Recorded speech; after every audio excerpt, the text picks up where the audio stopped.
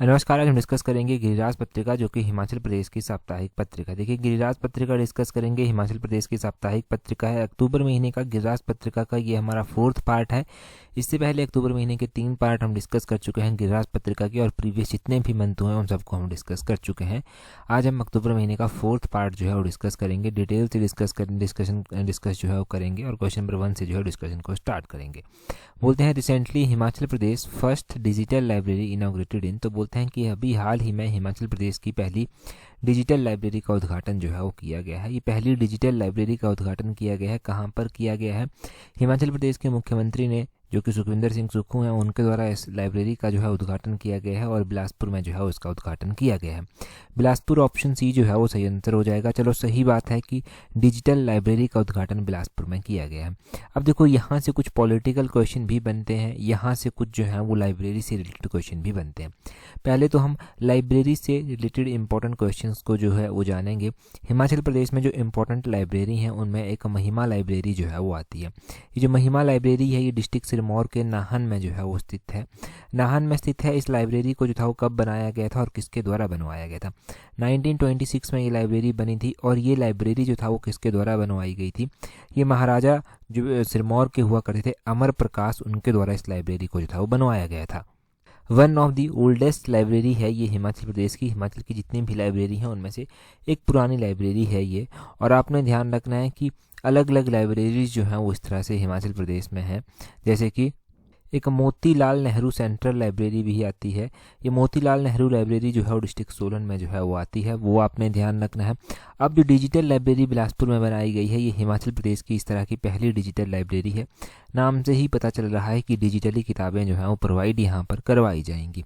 अब कुछ political question देखें तो देखो, एक तो हुआ क्या कि बिलासपुर में जो है वो खेल क्रीड़ा, जो जल की खेल क्रीड़ाएँ होती हैं, वो जो है वो बिलासपुर में इनॉग्रेट की गई हिमाचल प्रदेश के मुख्यमंत्री के द्वारा। और गोविंद सागर झील जो है वहाँ पर एक क्रूज़ का इनॉग्रेशन भी किया गया। वहाँ पर उन खेलों को बढ़ावा दिया जा रहा है गोविंद सागर झील में। यहाँ पर आपने ध्यान रखना है कि बिलासपुर डिस्ट्रिक्ट जो आता है वहाँ से टोटल जो है वो 4 विधानसभा की सीट्स जो हैं वो आती हैं। 4 विधानसभा की सीट्स में जो है वो एक झंडुता विधानसभा सीट्स आती है, एक घुमारवीं विधानसभा सीट्स आती है, एक श्री नैना देवी विधानसभा सीट्स आती है, एक बिलासपुर सदर विधानसभा सीट जो है वो आती है। बिलासपुर से जो है वो मंत्री भी हैं। बिलासपुर से जो मंत्री हैं वो हैं राजेश धर्माणी। और राजेश धर्माणी के पास कौन सी मिनिस्ट्री है? ये टेक्निकल एजुकेशन मिनिस्टर हैं इस टाइम।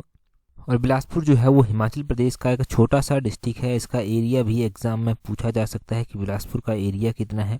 तो बिलासपुर का एरिया है 1167 स्क्वायर किलोमीटर, जो कि पूरे हिमाचल का 2.10% एरिया जो है वो कवर करता है।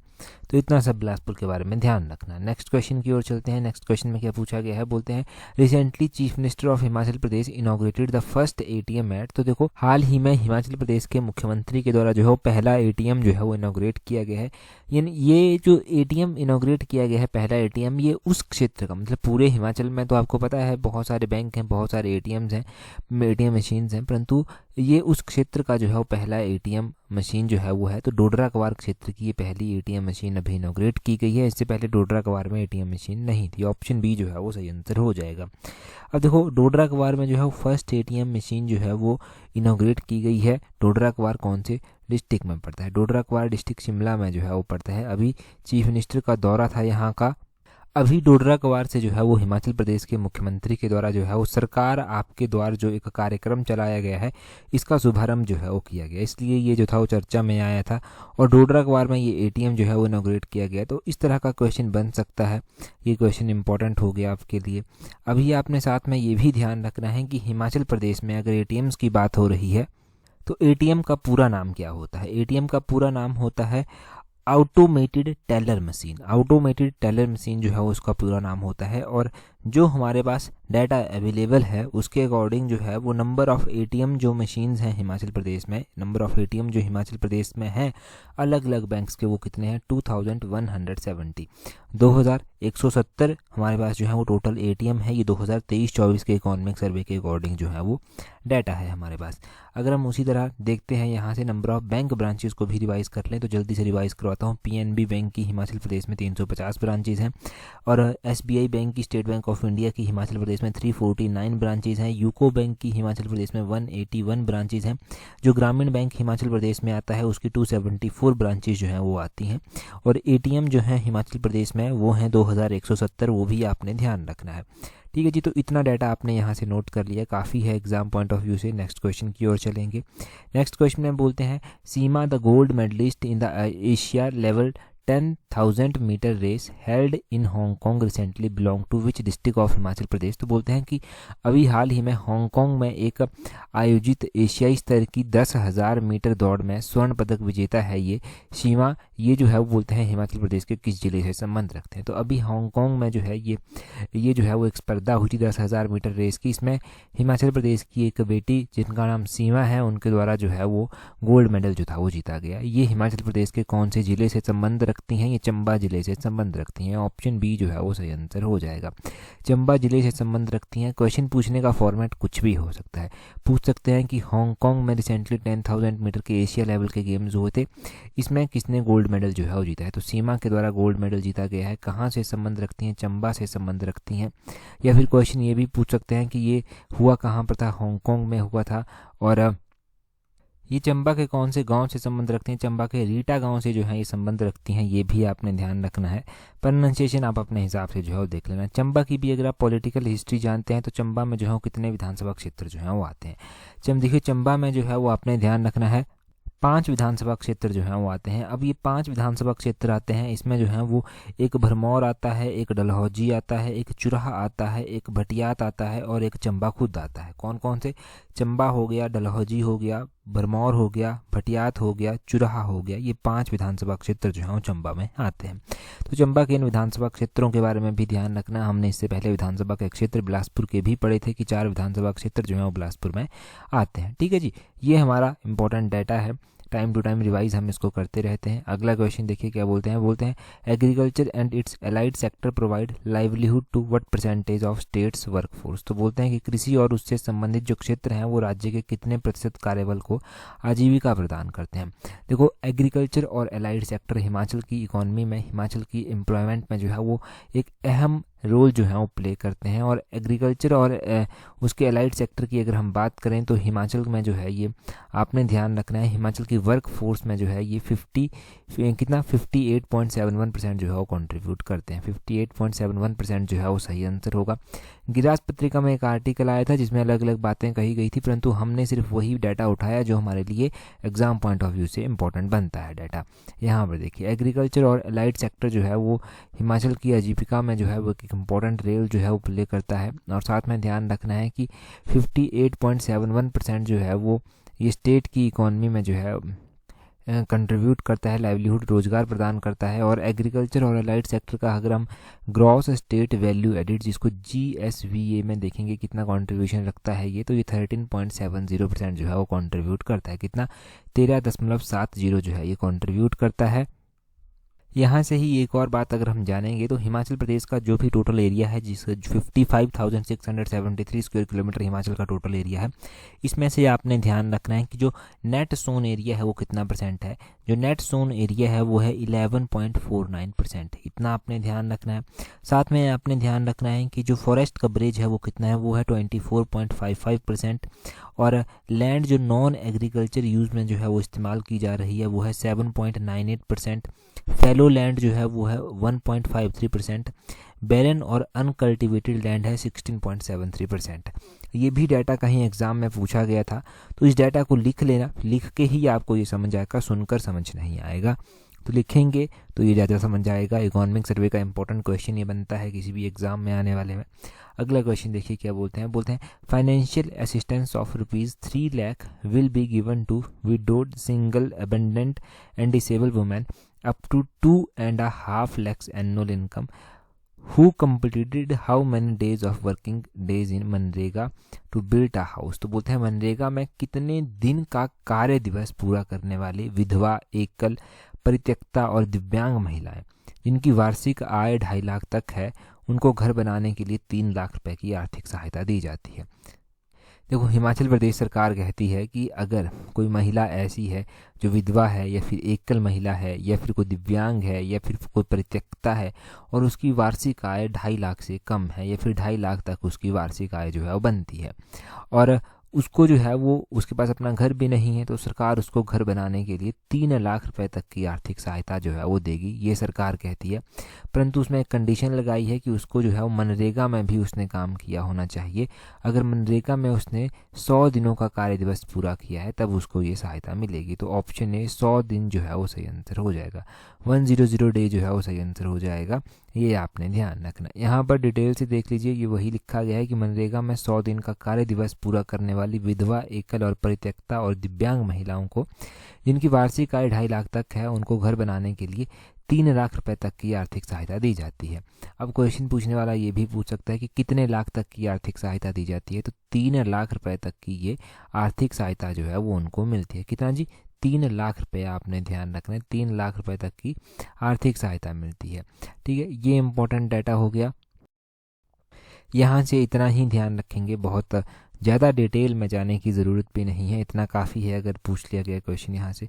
अगला क्वेश्चन देखिए, बोलते हैं in which year Wild Flower Hall has been reduced to ashes. तो कहते हैं कि वाइल्ड फ्लावर हॉल जो है वो इसको राख में बदल दिया गया था, मतलब आग यहाँ पर लगी थी, काफ़ी नुकसान यहाँ से हो गया था।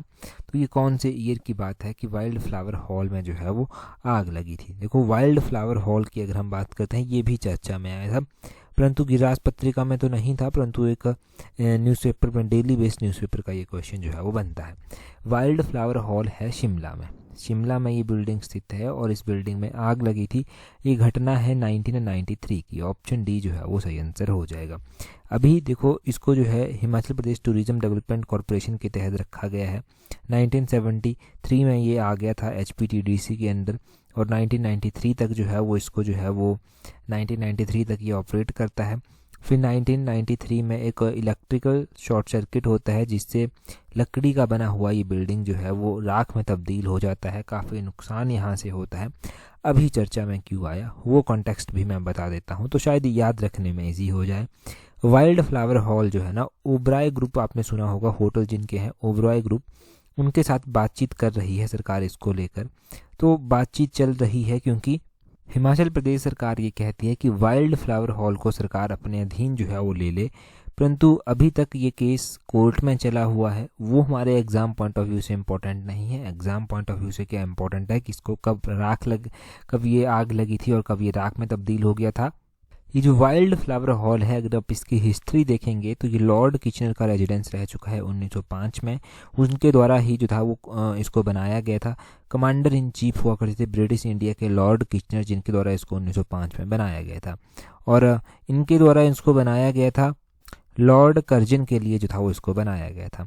फिर उसके बाद ये हिमाचल प्रदेश जो है वो एक अलग से राज्य बन जाता है, तो ये Himachal Pradesh tourism development corporation के तहत जो है वो आ जाता है।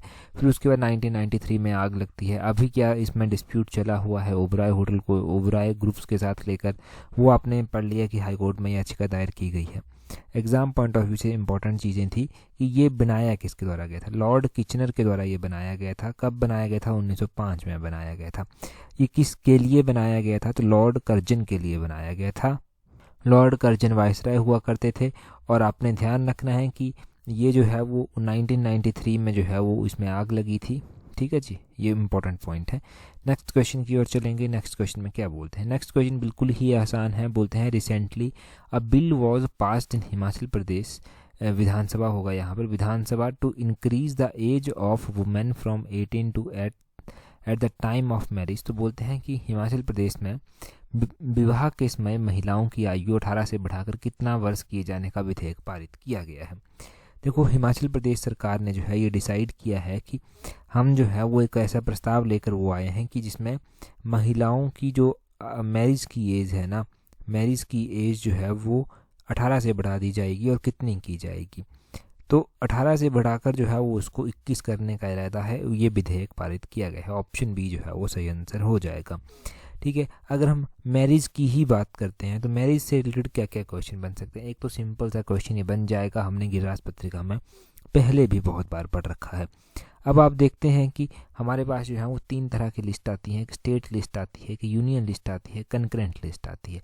हमने कुछ दिन पहले पुलिस के एग्ज़ाम में, जब पुलिस के जो हमने कांस्टेबल सीरीज़ अलग से चलाई है, उसमें हमने पढ़ा था कि पुलिस इन 3 लिस्टों में से एक लिस्ट में आता है। कौन सी लिस्ट में ये पुलिस आता है वो आप कमेंट करके बताइए पहले तो।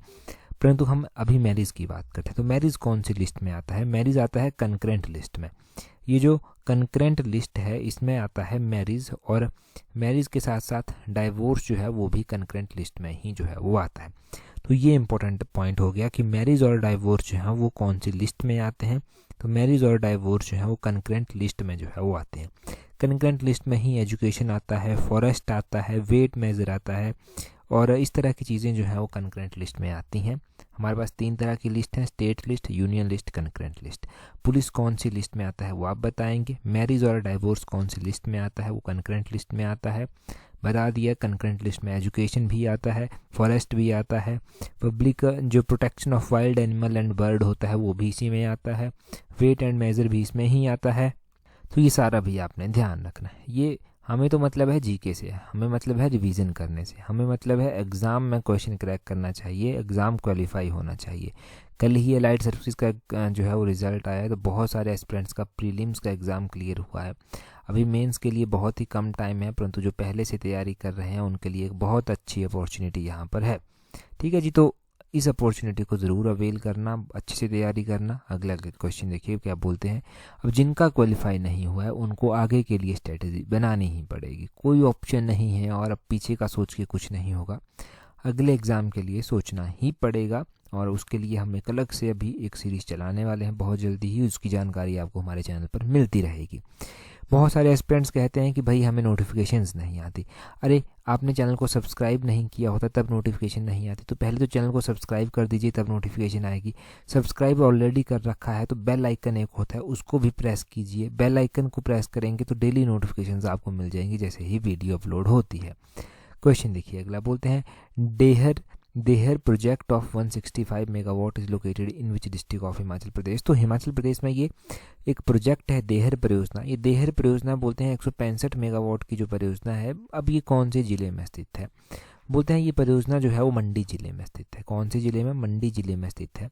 यहाँ पर तो प्लस पॉइंट क्या है कि इस परियोजना की कैपेसिटी भी साथ में दी गई है, और ये परियोजना पूछा ही गया है सिर्फ कहाँ पर स्थित है। तो आपने सिंपल सी टर्म में ध्यान रखना है कि ये परियोजना जो है वो मंडी ज़िले में स्थित है। हमारे पास ऐसी ही अलग अलग हाइड्रो इलेक्ट्रिक परियोजनाएँ आती हैं जो हिमाचल प्रदेश के अलग अलग ज़िलों में स्थित हैं। जैसे कि हमारे पास 110 मेगावाट की सानन परियोजना जो है वो आती है, और सानन परियोजना जो है वो मंडी ज़िले में ही स्थित है। अब एक देहर परियोजना कांगड़ा में भी आती है, उसको लेकर कंफ्यूज मत हो जाना, इसलिए यहाँ पर इस देहर परियोजना की 165 मेगावाट कैपेसिटी दी गई है ताकि कंफ्यूजन ना हो। और उसी तरह आंध्रा परियोजना आती है जो कि शिमला जिले के चिड़गांव में स्थित है। आंध्रा परियोजना 16.95 मेगावाट की परियोजना है। संजय गांधी परियोजना आती है जो कि 120 मेगावाट की परियोजना है, किन्नौर जिले में स्थित है। भाभा खड्ड जो कि सतलुज की एक सहायक नदी है उसके ऊपर ये बनी हुई है।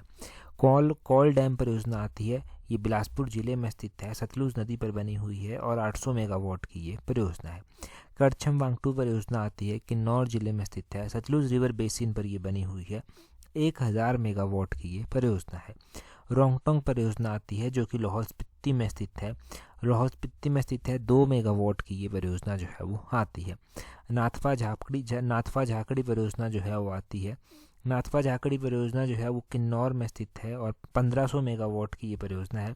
ठीक है जी, ये आपने ध्यान रखना है। बॉर्डर जैसे पर जो है ये स्थित है, ये आपने ध्यान रखना है। एक गिरी परियोजना आती है जो कि सिरमौर में स्थित है, गिरी नदी पर ये बनी हुई है और 60 मेगावाट की जो है ये परियोजना है। तो इन परियोजनाओं के बारे में ध्यान रखिए जो मैंने बताई, इन परियोजनाओं की कैपेसिटी ध्यान रखिए जो कैपेसिटी बताई गई।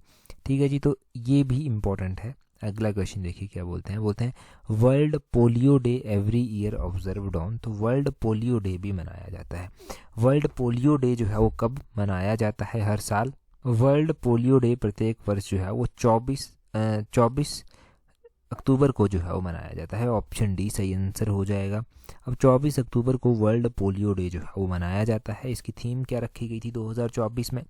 2024 में जो इस वर्ल्ड पोलियो डे की थीम रखी गई थी वो रखी गई थी a global mission to reach every child. ये इसकी थीम रखी गई थी, a global mission to reach every child इसकी थीम हो गई। अब अक्टूबर महीने में बहुत सारे इंपॉर्टेंट डेज जो हैं वो मनाए जाते हैं। हर एक इंपॉर्टेंट डेज को देखेंगे कि कौन कौन सा दिन कब कब जो है वो मनाया जाता है। जैसे कि अगर हम बात करें अक्टूबर महीने का, तो 2 अक्टूबर को तो गांधी जयंती आ जाती है। गांधी जयंती आ जाती है, इसको international day of non violence भी जो है वो कहते हैं। 2 अक्टूबर को ही लाल बहादुर शास्त्री जी की जयंती भी होती है, ये आपने ध्यान रखना है।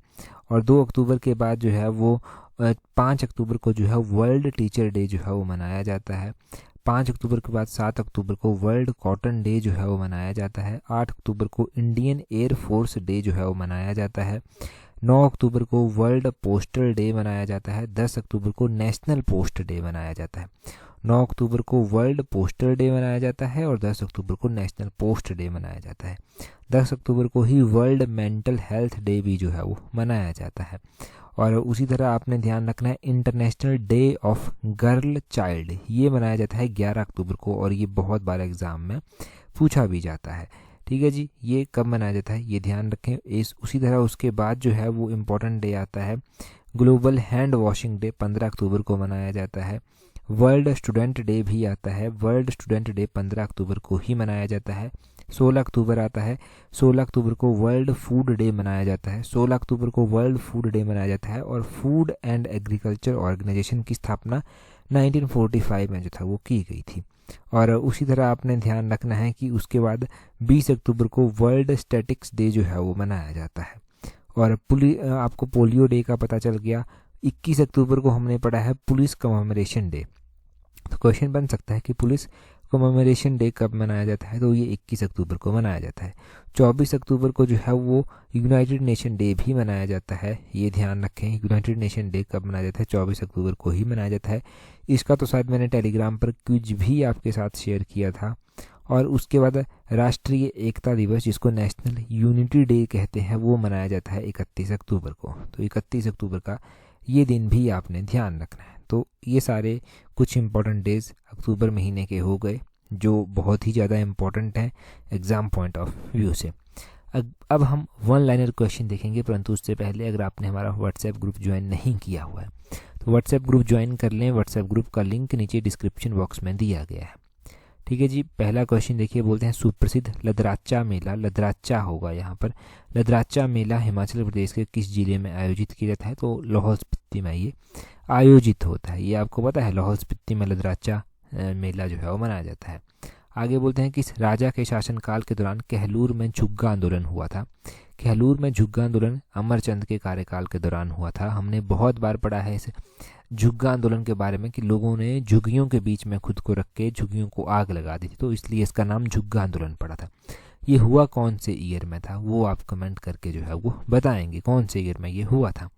आगे बोलते हैं दक्षिण पूर्व एशिया का कौन सा देश प्रचंड तूफान यागी से प्रभावित है? प्रचंड तूफान यागी से थाईलैंड को जो है वो प्रभाव इसका थाईलैंड पर पड़ा था। आगे बोलते हैं प्रागैतिहासिक महापाषाण स्थल स्टोन हेज किस देश में स्थित है? ये जो स्टोन हेज है ये यूनाइटेड किंगडम में जो है वो स्थित है। यूनाइटेड किंगडम आपने ध्यान रखना है। वारू किस क्षेत्र में पाई जाने वाली जनजाति है? वारू नेपाल और भारत के सीमावर्ती क्षेत्रों में पाई जाने वाली जनजाति है।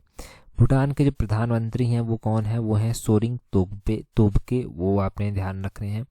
आगे बोलते हैं किस शासक ने सिखों में अपना उल्लेख अंतिम खलीफा के प्रतिनिधि के रूप में किया था? तो ये किया गया था इल्तुतमिश के द्वारा, इनका नाम ध्यान रखना है। तो ये हमने वन लाइनर क्वेश्चन भी जो है वो यहाँ से जान लिए, क्लियर कर लिए। वन लाइनर क्वेश्चन भी, ये वन लाइनर क्वेश्चन भी एक एक नंबर जोड़ते हैं और ये एक एक नंबर ही मेरिट बनाने में आपकी हेल्प करता है।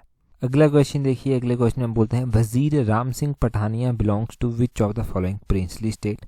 वजीर राम सिंह पठानिया किस रियासत से संबंधित थे? ये आप कमेंट करके जल्दी से बताइए। ये हमने पढ़ रखा है कि वजीर राम सिंह पठानिया, लास्ट जो एडिशन है गिरिराज पत्रिका का, यानी कि अक्टूबर महीने का तीसरा पार्ट, उसमें हमने डिटेल से ये पढ़ा था। उससे पहले भी बहुत बार पढ़ चुके हैं। आसान क्वेश्चन है, जल्दी से कमेंट करके इनका नाम बताइए। टेलीग्राम पर अगर आपने हमें अभी तक ज्वाइन नहीं किया है तो टेलीग्राम पर ज्वाइन करने के लिए अपने टेलीग्राम से सर्च करना @allexam31। इस तरह से आपको हमारा टेलीग्राम चैनल जो है वो मिल जाएगा। टेलीग्राम पर हमें ज्वाइन कर लीजिए। टेलीग्राम पर आपको हर एक इम्पॉर्टेंट अपडेट मिल जाएगी जो एग्ज़ाम में आपकी हेल्प करती है। इस वीडियो में इतना ही है। That's all for today. Thank you very much for watching and listening it very patiently.